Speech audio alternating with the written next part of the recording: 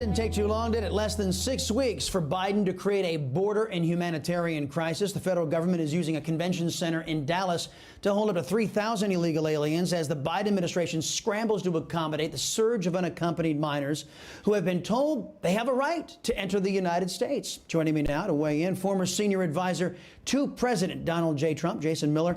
Always appreciate seeing you, sir.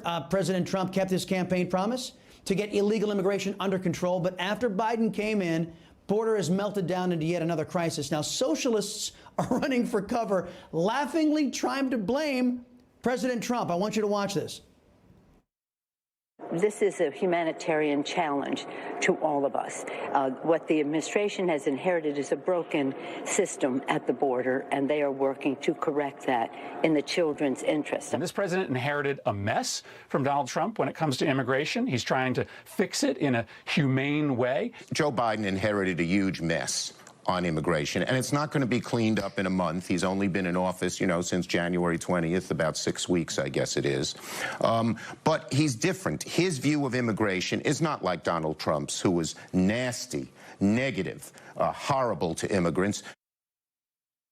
Oh, yeah. Okay. So first off, there's Chuck Schumer. He does. This guy should not even credible. He doesn't even know the difference between illegal immigration and immigration. He doesn't even know what he's talking about. But this idea, I don't even think Democrat voters, Jason, believe these Democrats. Do you?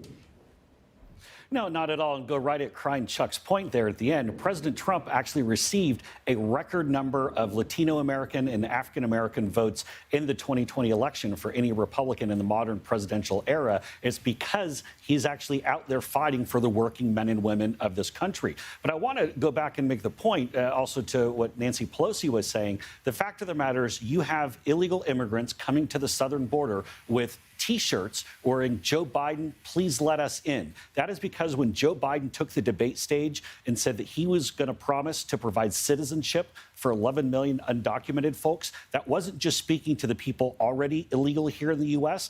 It was an invite to the rest of the world that if you can sneak your way into the United States, if you can enter illegally, Joe Biden's going to keep you here. Yep. The Biden administration announcing it was sending FEMA to offer aid at the U.S.-Mexico border. Now, FEMA, for all of you liberals out there, stands for Federal Emergency Management Agency. Doesn't that undermine Biden's argument this isn't a crisis if he's sending an emergency agency to the border? Well, exactly. And when we talk about how big of an emergency this is, I want to make sure people at home realize the numbers. There were over 100,000 illegals entering the country just last month, 10,000 of which were unaccompanied minors. Now, think about the child trafficking ring, essentially an international child trafficking ring that the U.S. government, the ICE and Border Patrol, and all the hardworking men and women who keep our country safe are now thrust into the middle of. When you have these 10,000 unaccompanied minors then coming in, they've also lifted a lot of the restrictions for what type of ID has to be shown to pick up these kids. And they're essentially stuck here now. They're putting them in FEMA centers, which costs a huge amount of money. And what Biden has gone and completely thrown away is the Remain in Mexico policy. So this is inviting people to come to the United States. And this is all Joe Biden's doing. Now, before I ask this next question, I want to put this in context, Jason, because I know you know exactly what happened down there along the U.S.-Mexico border in the Rio Grande Valley in Texas. Republicans came within a hair's breadth of getting a lot of those border communities. Why? Because Latinos don't want their police defunded. Latinos want safety and security. They want the rule of law down there along the Texas-U.S.-Mexico border. So everyone gets it. In just over 5 weeks in office, Joe Biden has created a crisis at the border. Now, he foolishly halted wall construction. He placed a moratorium on deportations and promises a pathway to citizenship for millions of illegal aliens who skip the line. Even Texas Democrats like Henry Cuellar and Vicente Gonzalez are saying this has to stop. Watch this.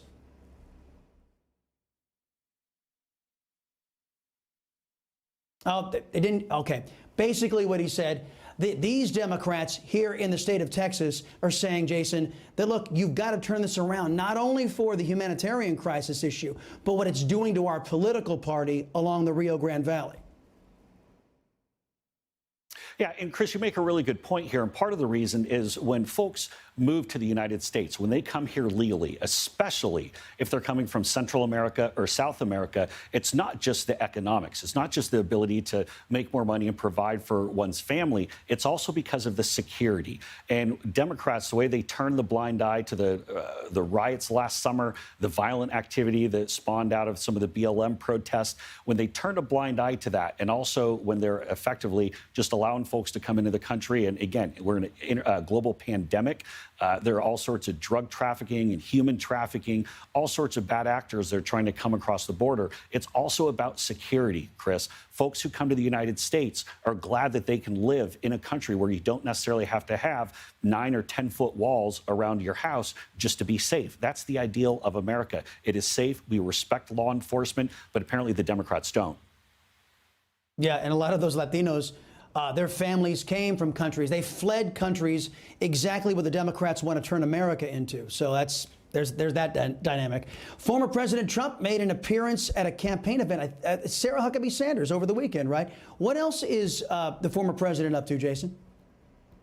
Well, good question again. So President was at Sarah's fundraiser on Friday at Mar-a-Lago. I was down there. I didn't have a chance to go into the fundraiser, but I did have a chance to talk to, hopefully, our next governor from the great state of Arkansas, Sarah Huckabee Sanders. Here's the thing to keep in mind with President Trump's endorsement. It is literally the most powerful endorsement, not just in politics today, I'd say probably in politics in world history. Never before have we seen someone who can literally endorse and effectively clear a field. We saw it last cycle, the way that he was able to ward off primary challenges, say in North Carolina, where he helped Tom Tillis win, also helped to clear the fields, or effectively clear the fields in Tennessee to help Bill Hagerty become a U.S. Senator. He has a great record, I think 120 out of 122 endorsements, and winning the primary. And the only 2 that he didn't win is because someone said they were more pro-Trump than the person that President Trump endorsed.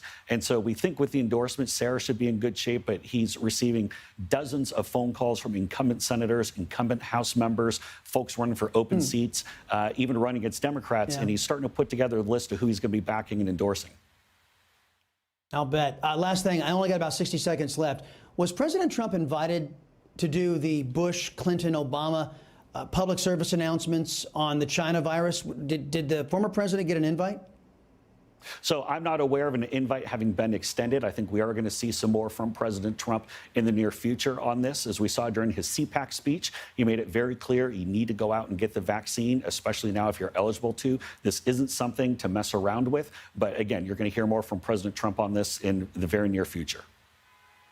Jason, keep us posted on everything going on in Trump land. We really appreciate your time on the Salcedo Show.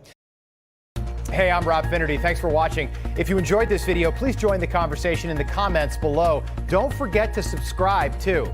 Hit the bell icon to be alerted to breaking news. And remember, there's a whole lot more on Newsmax TV, America's fastest growing cable news network. Newsmax TV, we're real news for real people.